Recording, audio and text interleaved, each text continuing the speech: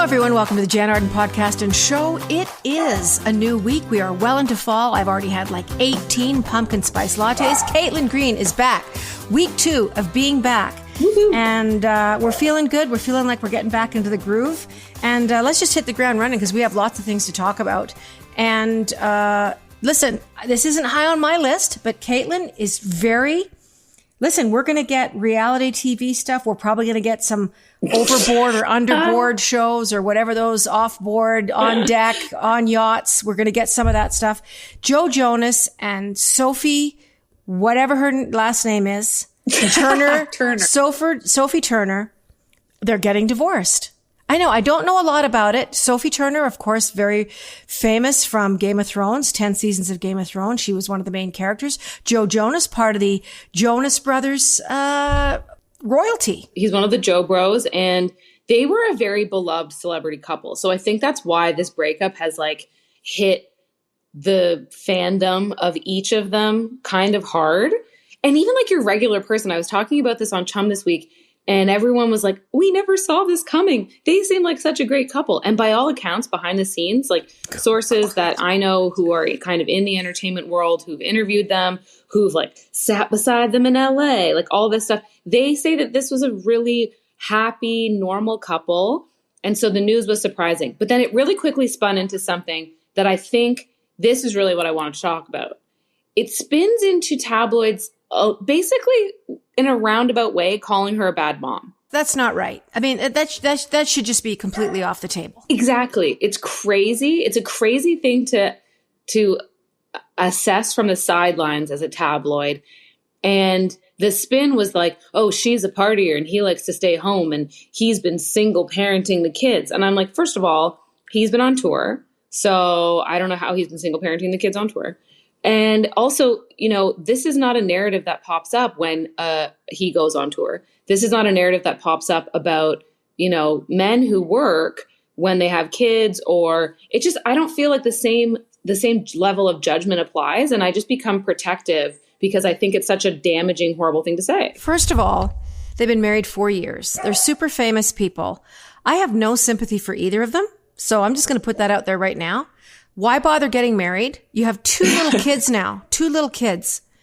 And if you're going to sit and have conversations with these guys going, well, you know, he's gone so much and I'm working and we're traveling. We have separate lives. Listen, you guys are grown up ass adults. If you didn't see that coming when you got together, then there's either an immaturity there.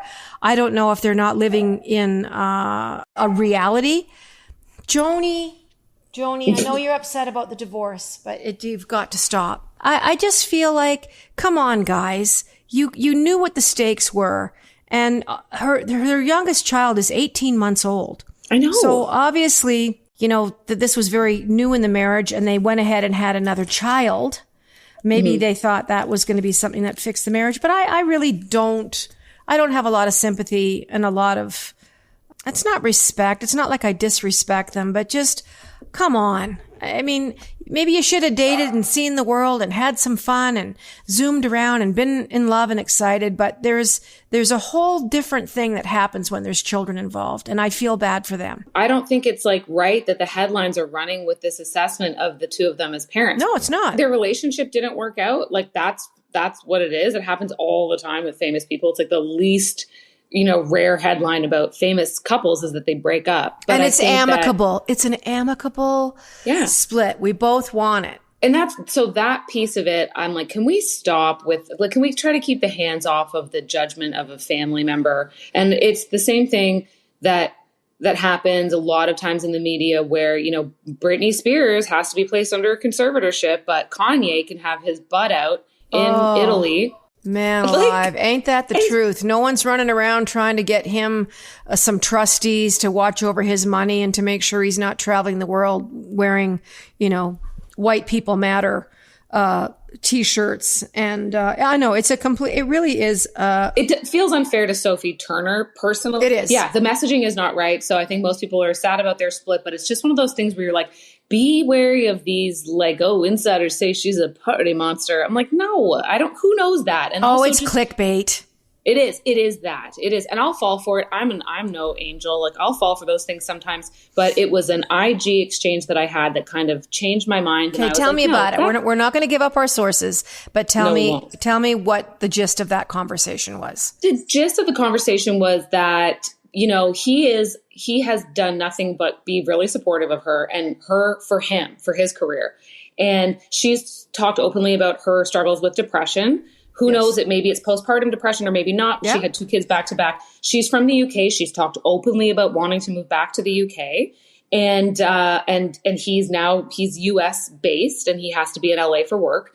So there are just some logistical, regular life things that could make it complicated. And so this exchange I had with someone who said, you know, he's known as being a really nice guy in the industry, and they're known for being an otherwise fairly happy couple. And so this just doesn't seem like the kind of news that his team would want to spin about her, and they would want to be out there about his ex. So who is really putting those types of stories out there? It's probably not his camp. It sure as heck isn't hers. So it's just random clickbaity stuff, exactly as you said. So you have to be extra judgmental of it because it's not coming from anyone who actually knows the situation, most likely. Well, reading anything these days, folks, you have to take a step back and realize that there are so many journalists or people calling themselves journalists that are legitimately trying to get some traffic onto their sites.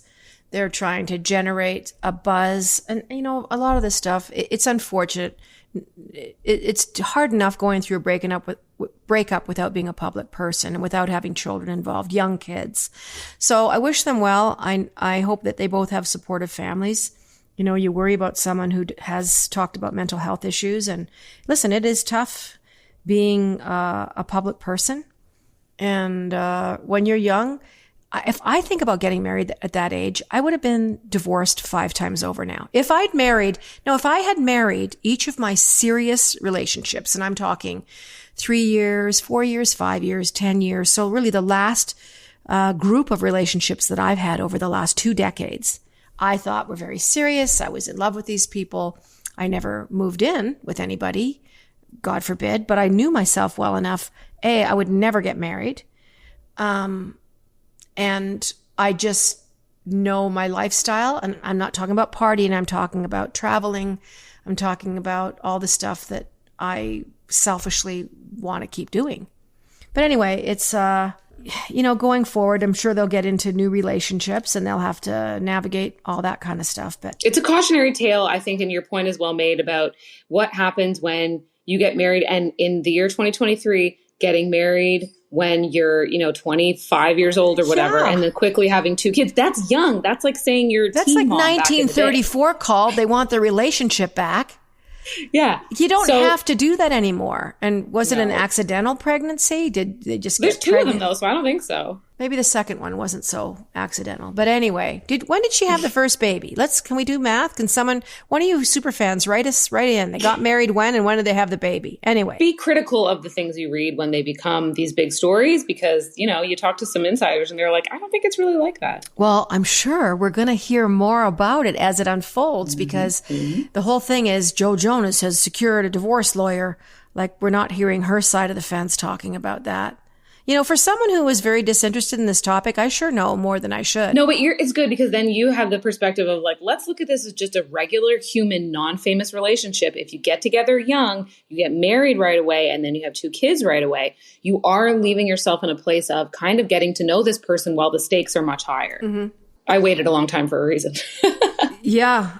Speaking of, we got a couple minutes left in this first segment. Wedding gifts. So it's a lot of my friends now who are, 50s and 60s, their kids are getting married in droves. Yep. They are in their late 20s and early 30s. So they have waited, most of the weddings that I'm going to now are late 20s, early 30s. And the wedding gift, I have been perplexed. So I'm asking the parents, I'm saying, what do they need? Because these people have lived together. These young relationships, they've been living together for 3 years, 4 years. Yeah. They moved in. They've bought houses already. So getting married, I guess that's what you do. Maybe it helps you with your taxes. You guys tell me. Yeah. So I've literally been the last 2 kids that got kids, the last 2 wedding gifts for me have been 2-night stays at the Banff Springs Hotel. The best gift ever. So this is just what I've been doing. I mean, you can certainly do one gift, but they really seem to like that. When I've offered that up, I'm like, listen, I've given this before.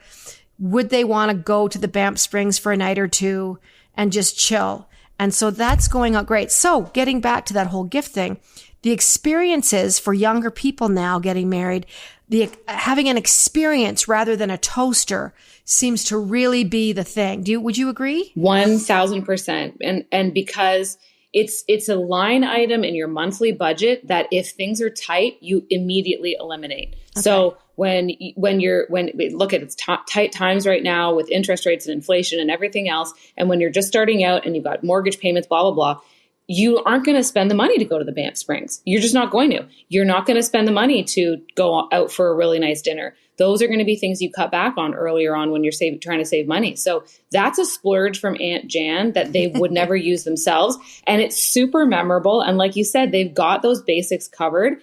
And cash is great. Cash is king. No one's going to say no to it or be upset with it. But sometimes as the gift giver, you want it to be a little special and a little something more. And I think that is because we've been gifted that type of a gift for weddings or engagements or what have you. And we love it. And you can never go wrong with it. Just a final thought here.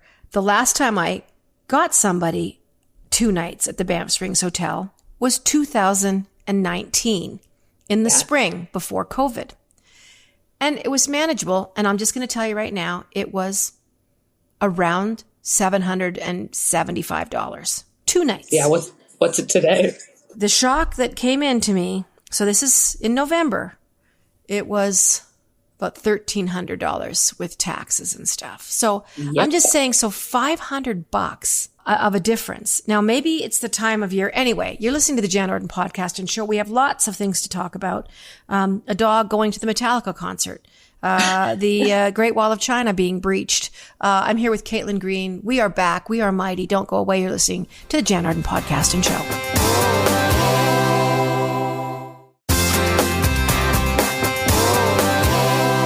Hello, welcome back to the Jann Arden podcast and show. Caitlin Green is here with me. She is in her home in Toronto, Ontario. I am in Springbank, Alberta. We are both home today.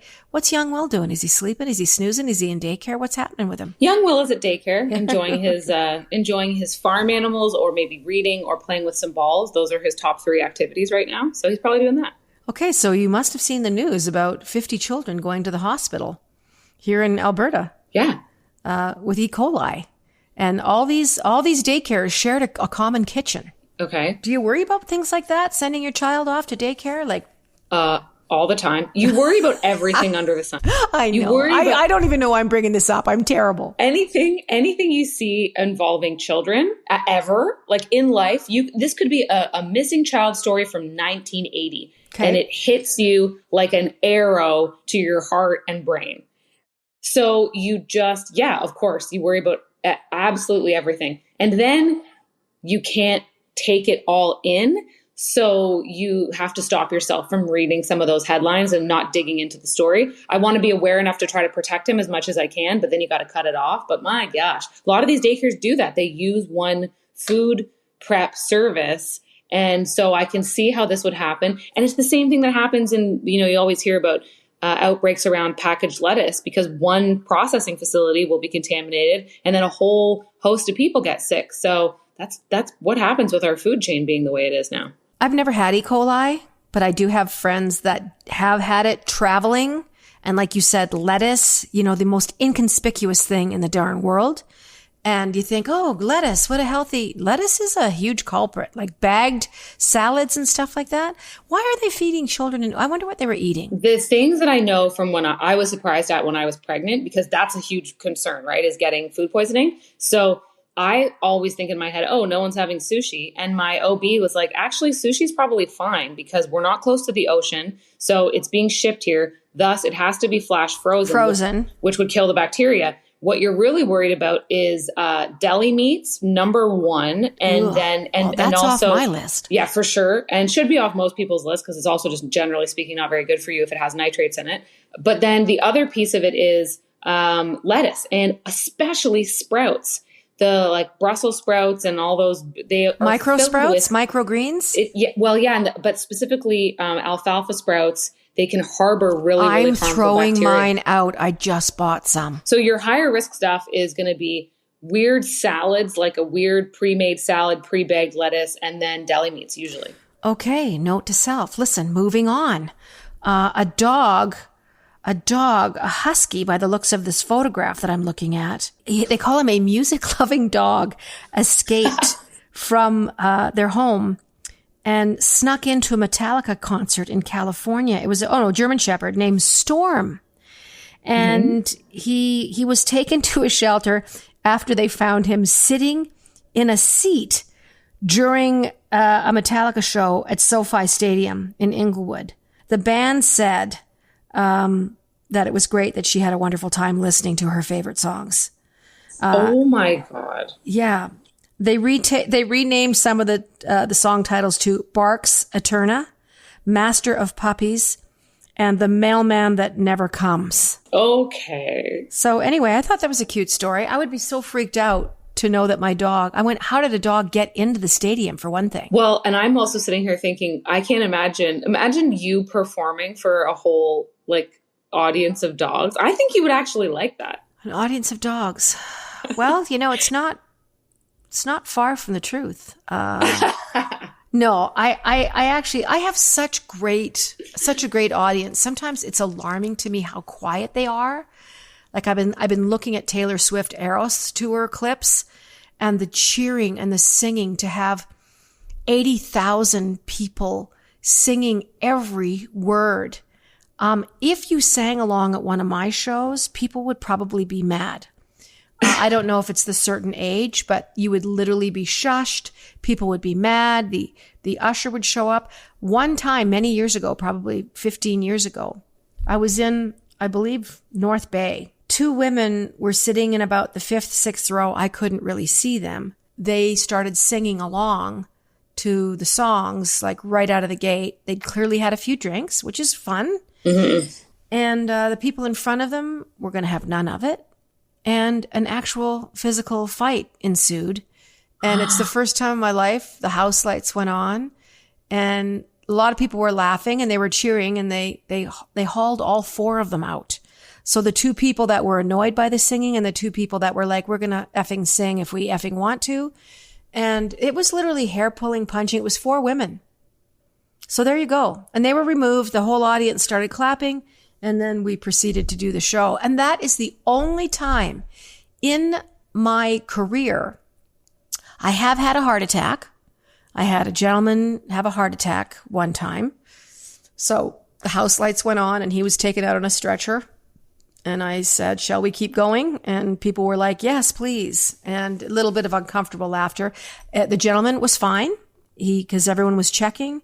And, someone was screaming out, what happened to the guy? Like 3/4 of the way through the show. And I'm like, we will find out for you. And just at the very end of the show, I said, he's at the hospital. He's fine. He's with his family. And, you guys got to be very careful. We're all getting up there. I said to them, you got to think twice about coming to my shows. We're not getting any younger. No, I'm going to sing Good Mother, and you're going to just feel it in your feels so deep that you keel over. I'm glad the dog had a great time. And concert etiquette is finicky, though, because there are some artists who encourage different types of behaviors at their shows. Like some artists love you to sing along, but then fans around you, as you said, don't want you to sing along. And then I went to go see Adele, and everyone's standing up and like, woo. And then she's like, please sit down, everyone. This is going to be a long show. And I've got a lot of ballads. And like everyone laughed because she was like, you don't need to stay on your feet for hello kind of thing. And then, but people were belting it out to her songs. And that happened when I went to go see Celine Dion as well. What was the general consensus, in the audience? Like some good, some people band together and they're singing to each other from across the aisle. And then other people around them are like, can you give it a rest? And it becomes concert etiquette. I mean, usually people around me, they do sing a Good Mother, and I can hear them on a few songs, which is always so great for me because it's an anomaly for one thing. It's not the norm. Another story, very similar kind of line of thinking. Miranda Lambert was doing a show. I'm not sure where. I don't recall, but there was a group of women that had gotten dressed up, gone for dinner. They were in the VIP seats, so they had paid an incredible amount of money to be like in the first 3 rows. These girls had their backs to Miranda, the 6 of them, the arm out, trying to get the selfie. And Miranda stopped the song that she was singing. It was one of her bigger songs. And literally kind of shamed them in front of the entire audience. I was extremely uncomfortable with it and disappointed. I just felt like you wanted to be disruptive. Well, that was the most disruptive thing that I can imagine doing. I would never do that. If there was someone taking a selfie in front of me, I don't care what song it was. I don't care if it was insensitive. I don't care if it was Hanging by a Thread or Good Mother. I can't tell you how many times I have bent down with my microphone and smiled in between words to a cheering crowd that are so grateful for kindness, understanding. They snap their picture and they're just the joy. Imagine the memories that those girls are going away with. Never mind that. They've probably paid upwards of $200, $300, $400, $500 for VIP tickets, I would imagine. Yeah. Those packages can be extraordinarily expensive. That's not how you treat your VIPs. Bend down, take the shot, and move on. But a lot of people were defending her, that the people that they were standing in front of, the picture takes a second. They weren't going to keep standing. They were going to take their picture and sit down. So the picture was published a couple of days later. And there was definitely two very different camps. They were all smiling. Miranda was very focused in the back. They weren't doing it of them. They were trying to get a picture of themselves with Miranda. She wasn't excluded from it. Yeah. It was a really cute picture. And I just thought, what a kind of jaded memory to have going forward now. So yeah, concert etiquette. What is it? Like, what's acceptable? The Beatles couldn't hear a word they sang in 1967. Or whenever they were out. I'm probably dating myself, but they imagine the gear was so inferior to what sound gear is now in those big stadiums. All the girls did was scream from the time they walked out there to the time they left. And Paul McCartney has talked about how incredibly frustrating it was. He said they didn't even want to do it anymore. Oh yeah. They were musicians. They wanted people to listen to them. So where is that line? I know Taylor encourages it. I've never read anything in the press as far as her saying, or in the, saying a comment of like, everybody, just everyone's trying to listen. She's never said one word.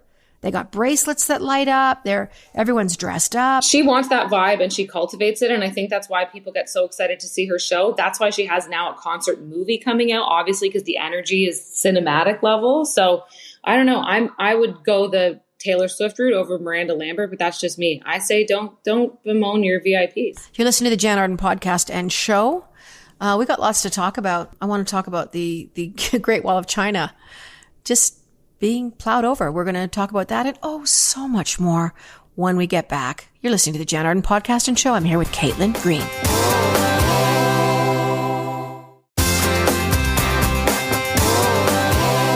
Hey everybody, welcome back to the Jann Arden podcast and show. Caitlin and I were just saying on the break how quickly these segments go by. It is like lightning.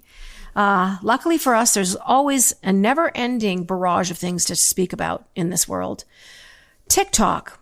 You either love it or hate it. I am a fan. I don't do a lot of stories myself, but I hopped onto a hashtag TikTok trend. 3 weeks ago, my friend Leah Gauthier was here, who worked with me on the Jann Show. She's so funny and so talented, and she shoots videos of me all the time. Anyway, we got onto the Taylor Swift clip of people picking up their dogs with their phones wrapped around their heads and spinning your pet around. So I did that with Poppy. I literally had a headband holding my phone on my head and spun him around, and he was completely perplexed by what I was doing. Anyway, hundreds of millions of views and clips. That still is ongoing of people even trying to pick up their boxers or their German shepherds or their huskies to spin them around. So this newest trend is parents cracking eggs on their children's head. So there's been almost 700 million views in the last few days. On TikTok, the hashtag is egg prank. Please don't go out and do this. if you're listening, please don't pause this podcast and go and crack an egg. So it's basically the mother's in the kitchen with the child. I can't wait to hear what you think about this. And they're doing some baking, I guess. And they're like, okay, mommy's going to crack an egg now. And they crack it on the kid's head. And then I guess hilarity ensues. For the most part, it's children crying. And now physicians are warning parents or anyone doing this that you could literally hurt your child. It seems benign, but cracking an egg on your kid's head could do some damage. So, Caitlin, new mother, go. It's the dumbest thing ever.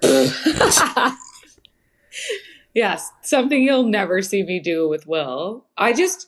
First of all, it seems inherently kind of mean. Like, I don't think the kid's going to suffer some sort of long-lasting emotional damage, but I do think it's reflective of, like, maybe you're a little too comfortable being a jerk to your kid to get views on TikTok.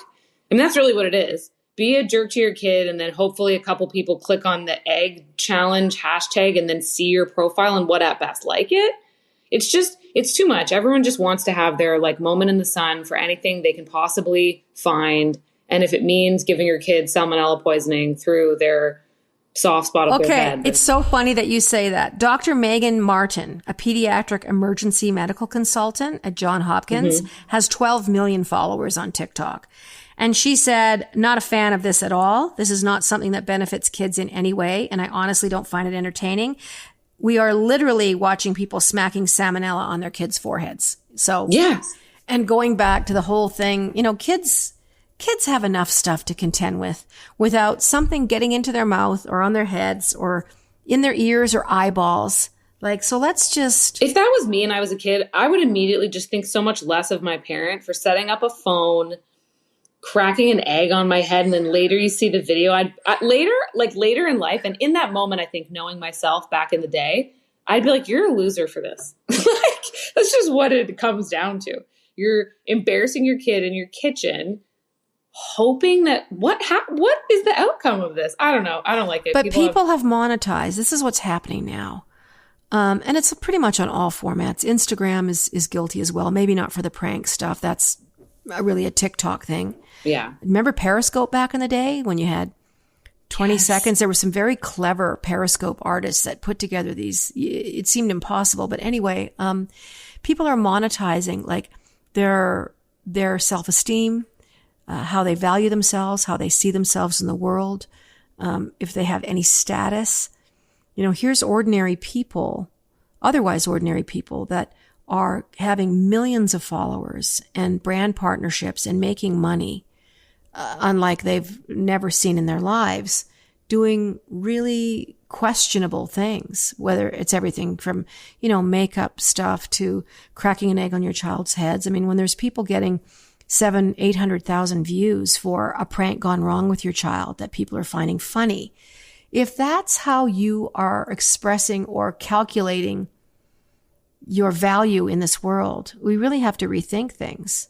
Yeah. I had somebody say to me at dinner the other day, a friend of mine, she goes, God, I just wonder what's after TikTok, what's next.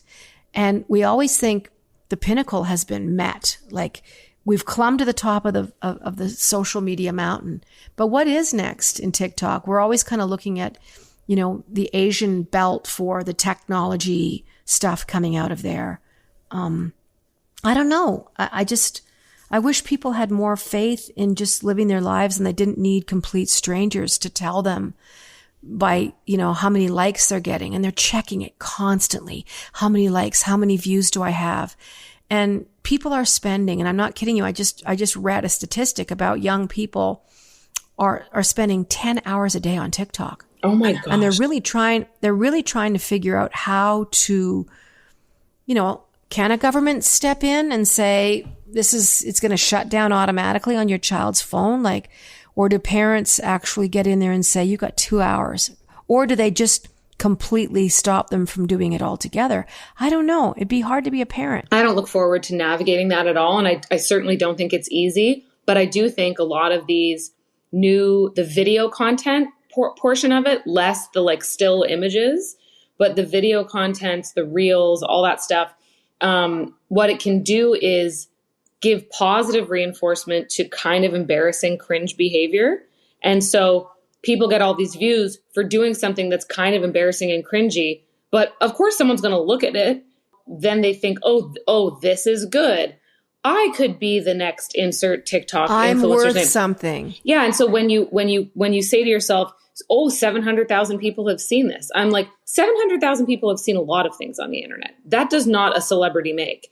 And what you are doing is kind of just jumping in a way that I don't think equals good content or uplifting content. And it doesn't all have to be that. And people have gotten a kick out of prank shows. Like, there's a reason America's Funniest Home Videos was successful for so long. But just, you want to be aware of what you're putting out there and what it says about you. And I wouldn't want to cast that vibe onto my kid, or be like, I'm the parent who laughs at their kid while potentially giving them salmonella poisoning. Like, I don't know. And it's also part of it, really, like, for lack of a better term, it's just dumb. Look up anything on TikTok, like any weird combination of things that you can imagine in your head, and just search it. Nude nun riding elephant. You'll probably find them. For sure. Please don't look up nude nuns riding elephants. I did not mean that. It's blasphemy. But I mean, there's no end to it. I might spend, and I'm not kidding, I'm 15 minutes max. I'll look at a few things. And a lot of times Leah will send me something that she's just like, I know you're not on there very often, but you just got to see this. And it's legitimately clever and funny of somebody doing, or it's a recipe. Like, Leah's like, this looks so good, we have to make this. Those I like. Yeah, that aspect of all the social media stuff. I love getting great recipes. I love seeing activities. Like, I follow the city of Calgary. I follow the city of Edmonton. I follow Toronto. I follow Vancouver, because a lot of times they have really special things that I would never know about in a million years. So I love that aspect of it. And I'm sitting here having this conversation with you when I picked up my dog 3 weeks ago, tied a phone to my forehead, and spun him around. But you have to admit that that's kind of cute content that probably uplifts people versus maybe making your child barf. I would not crack an egg on my dog's head, never mind a child's head. But I'm trying to picture your mom or dad sitting you in a kitchen with a camera on you, cracking an egg on your head. Like, think back to the 90s, the 80s. You're like, it's an unimaginable thing. And you wonder how societies crumble to the ground. You wonder why things get to this point where it's just like, that's it. Like, what trend is it going to be that literally really hurts a whole bunch of people? People die taking selfies every single day. Like, honestly, the thing is, thank God, if you talk to your average person, I bet you if you were having this conversation with anyone, 9 out of 10 of them would say, that's so stupid. Like, people would think it's dumb. I mean, and thank goodness they do. So there's obviously the dumb minority that tend to wreck things for the rest of us and make us go, oh God, are we really going down this rabbit hole in terms of our brains? But I still feel like your average person would be united with us in the sense of, don't crack an egg on your child's head and leave them alone. Well, then you have to also take into account these 700 million people that are hitting like.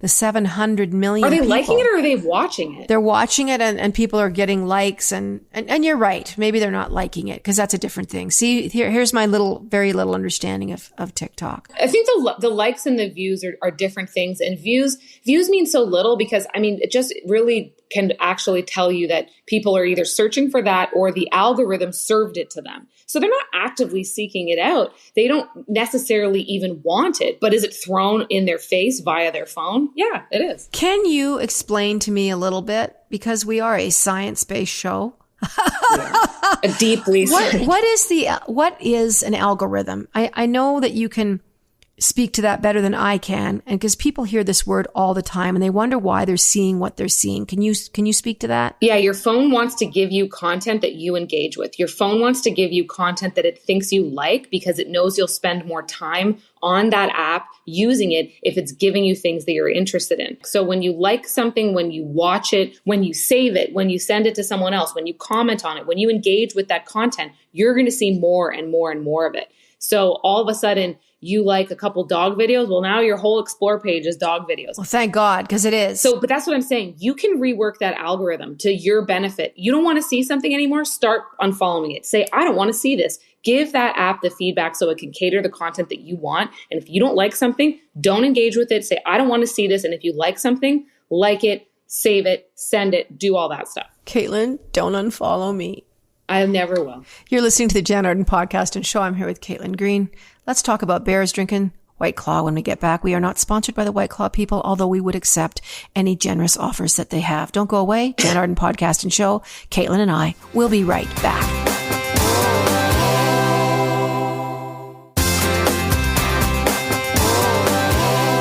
Welcome back. Boy, this has gone by so quickly. I feel like I just signed on with you and started talking to you 5 minutes ago. But that's the way the world goes these days. Time is flying. Bear breaks into Florida family's screen porch, folks, not their house, and drinks 3 White Claws. Mm-hmm. Never mind that. The story gets even weirder. This would so freak me out. A 3-legged bear. He not only did he drink 3 White Claws, he only had 3 legs. The enclosed porch helped itself to 3 White Claws from the porch fridge. The people that lived there said their 13-year-old son, Joseph, was inside the home when the family dog started barking, like uncontrollably, much like you've heard here today, only it was a guy fixing stuff at my house. Security camera footage and cell phone video recorded by 13-year-old Joseph shows the 3-legged bear, known to neighbors as Tripod, of course he is, breaking through the screen into the home's lanai. He ate the fish food we had outside next to our fish tank and then proceeded to the bar. He took 3 White Claws, drank them, and left very happy. His favorite flavor is mango and strawberry. Oh my gosh. He watched the bear open the fridge, like it's literally on a video. Folks, you can look this up. Just look up Tripod the bear drinking White Claw. You will find it. And you will see this bear. How does he know? Well, I was not scared, says Joseph, because we know the bear really well. He lives here. We respect their habitat. What is wrong with that sentence? Mm-hmm. I don't know. I think there is, and maybe I'm incorrect, but I do think historically there are some animals who will actively seek out intoxicants. You know, this bear could be smarter than we're giving it credit for. Maybe it thought to itself, when I bust open that fruit-flavored aluminum shell, some good stuff comes out and then I have a real party. Like, we don't know, but I think there are some animals. I feel like, did I read somewhere that elephants and moose have been known to excessively consume fermented apples or a lot of animals do. Deer eat fermented berries, and they can be really hammered and falling all over the place. Yeah. So this based on my very limited knowledge of those types of stories, I'm not altogether surprised. And it probably tasted pretty good. I mean, I've had a White Claw. Those are good flavors. I don't know. And when I saw images of the can is truly sliced open with its claw. It's as if it shotgunned it. Like, that's what it looks like. It looks like it stabbed a hole in it and then sucked it. But it makes you wonder, how did he lose his leg? Was he drinking and driving? Like, this is a warning to all you people out there. Don't drink and drive. Don't end up like Tripod. He might have gotten hammered and rolled down a hill and lost his leg. But how does a bear lose their leg in nature and carry on? Was he born with 3 legs? Like, this is what my mind is going to. That's what I would think. I don't think he lost his leg. Although I have many deer here over the years that I have seen with grievous leg injuries that come back year after year. And there's a couple, one in particular I remember, a male deer that was such an interesting guy. His leg was so wounded, busted for a long time. I saw him the next spring and it was just kind of dangling there. It had kind of died, but it didn't fall off or anything miraculous like that. It literally lost the musculature, lost circulation, and just kind of hung there, and he worked around it. I mean, nature is incredible. If you've been watching my Instagram story, I've been clocking and following a deer that had a massive wound on its buttocks on the right-hand side and the back. So something literally took a bite out of this deer that was so massive. You've seen it, Caitlin. Mm-hmm. And so this was 12 weeks ago. It is a quarter of the size now. He's back every couple of, or she's back every couple of days. And it has healed. I thought, no, this isn't good. I'm probably not going to see this deer again. Oh. And day after day, week after week, she has come back and licked the salt block and kind of looked at me. And I'm like, you're doing so good. It's really healing up so great. Good for you. And I fully expect to see her at some point today. But it's looks really good. And people are like, oh my God, that looks terrible. Why are you showing that? I'm like, you should have seen it 3 months ago, lady. And you're like, also, this is my account and I like deer wounds and I'll show them if I want to. But I really am mindful. I mean, when you have a bear on your porch, my friend Sandy that I work with at Bruce Allen's office, they have, she lives in Whistler. She lives in Whistler full time. Her boys are huge skiers. But anyway, one time they left a door open. And if it's a handle that they can push down, they know. Yeah, they do. They're smart, right? My friend's dog opens their door constantly unless they lock it because it's one of those handles that you just pull down. It's not a doorknob. And she said she said the bear made such a mess in their house. Like ripped cupboards apart, flour everywhere, like just demolished, fridge door open, stuff, like the pantry. So if I had a bear in here, I cannot tell you I don't know what I would do. Well, they say that like they're so comfortable with this bear, it's familiar to us and we know it in the neighborhood. I'm like, I don't want to know a bear. I don't want to be on a first name basis with a bear because I just remember that documentary Grizzly Man? Where that guy was like living with the bears and then they ate him and then they got it on, they have the audio of it. His camera was running. They didn't see it, but when the camera dropped to the ground, it was still filming. And I remember that in the documentary maker said to his partner, don't ever, ever listen to this. And Werner Herzog, listen to it. He's a crazy guy. Anyways, so I think of that because this guy got real comfy with bears. And at the end of the day, they are wild animals. And I do not want them getting comfortable rooting around my wine fridge in my lanai of Florida for a White Claw. Like, I wouldn't want that. So yeah, I mean, I wouldn't want a bear roaming around, especially a drunk one with 3 legs. What's it capable of? Looking at the video, which I was doing as we were speaking, he's really slow.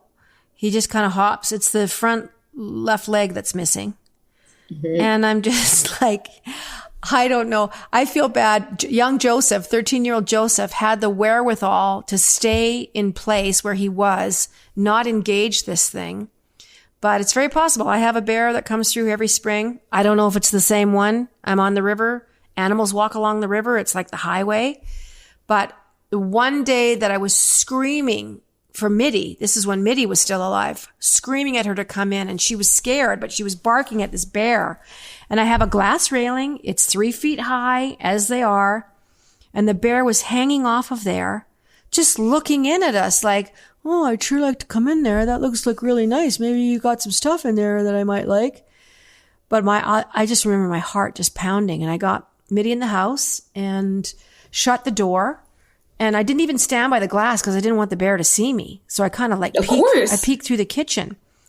But at one point I thought, no, he's coming over. He's coming over. And he didn't.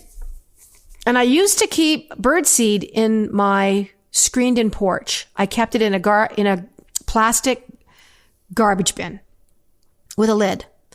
And after that one day with the bear, I went out there, I grabbed that bin and I took it and I locked it into the garage. I thought, I'm never leaving birdseed out here again. There's no, like, if I see a bear, I'm doing everything I can to de-bear my house because ultimately, like, and I also think I'd be one of those people where if I had a cottage and I was out in the wilderness where I saw bears, like I would probably have bear spray or a shotgun. Cause I'm like, I am not messing around with the bear. I saw that movie Grizzly Man and clearly it made an impression on me. I'm not getting eaten. No, it is. And I haven't heard of any maulings this year, but during COVID, just a lot of people hiking. There was a couple of deaths in Alberta and BC of people being attacked and killed by a bear. It does happen. And I'm really, really careful. And I've said on the show before that when I do spot the bear, I actually drive my car to my garden, which is about 100 yards from my house. I park it in front of the garden. I get out and water the garden and get back into my car. And call me crazy. I just don't do it. And I won't walk the dog down the road either until I know he's not around, until I haven't seen him for like 2 weeks. I hope we have time for one last little bit because I think this is so funny. China is obviously one of the biggest tourist attractions that it has is the Great Wall of China, which is a feat of human engineering that required hundreds and hundreds of thousands of people to build it. It goes around China. China's a big country. Well, not around it, but you know what I mean. The wall separates China from other countries. So 2 workers were arrested for digging a shortcut through the Great Wall of China. They arrested 2 construction workers. They used an excavator to dig a hole through the Great Wall of China, a UNESCO heritage site in central Jiangxi province. The Cultural Relics Bureau said that the 2 people used the excavator to dig a shortcut. It dates back to the 13th century. And I don't know, like what 38-year-old man, 55-year-old woman. I just, what would possess you to go, oh, I know a shortcut. Let's just knock this part of the wall down. It is beyond repair. No kidding. It's crazy. They probably did it for TikTok. I don't know. People are dumb. UNESCO World Heritage Site, 1987. The wall runs 13,000 miles across the country, beginning construction in 220 BC. It's stunning. Had continuously been built until the 17th century. Anyway, I wonder what's going to happen to them. We probably will never hear from them again. I was just going to say they're going to be doing a lot of digging, but probably not by choice. Like they're probably going to be they're probably doing hard labor. Let's be honest. Let's be honest. What were they doing a shortcut to? If anyone has any further news on this story of what they were taking a shortcut to, were they building a road? Like, how do these things even happen? How do these things happen? Don't dig through a UNESCO World Heritage Site and one of the great wonders of the world. And also don't crack an egg into your kid's face, people of Earth. And lock up your White Claw. Yeah, it is. Lock up your White Claw and don't let bears hang out with you and then eat you. God only knows what Caitlin and I are going to uncover next week. Sarah will be back. She's still gone. She's been in Greece. Look at her Instagram. She's having a great time.